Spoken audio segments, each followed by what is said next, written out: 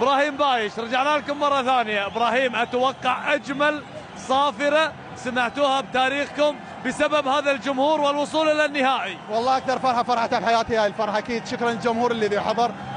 هارت لك المنتخب القطري، فريق جيد. شكرا للاعبين وتاج التدريب على المستوى الذي قدموه. شيء بسيط هاي الفرحه توصل للنهائي، ويا رب انه فانا الكاس ان شاء الله. شوف البطوله لازم تاخذونها، لازم ان شاء الله، صدقني لازم، حيل الله ناخذها. بس هالتطور الجميل في المستوى. الله يسلمك حبيبي، الله يخليك ان شاء الله حبيبي، الله يسلمك. ابي ايمن حسين، انطرني. ممكن اللاعبين قاعد يجون، جيب لي ايمن، جيبوا لي ايمن. عادي عادي، يلا خالكم يلا ايمن، يلا. عاد لاعب نادي الكويت يا ابو كريم، مبروك. الله يسلمك، مبروك لكل الجماهير العراقيه ان شاء الله، ويستاهلون هذه الفرحه. الحمد لله والشكر يا حبيبي.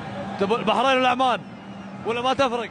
ما تفرق عندنا، وان شاء الله احنا جاهزين، وحلمنا البطوله ان شاء الله. توفيقك حبيبي.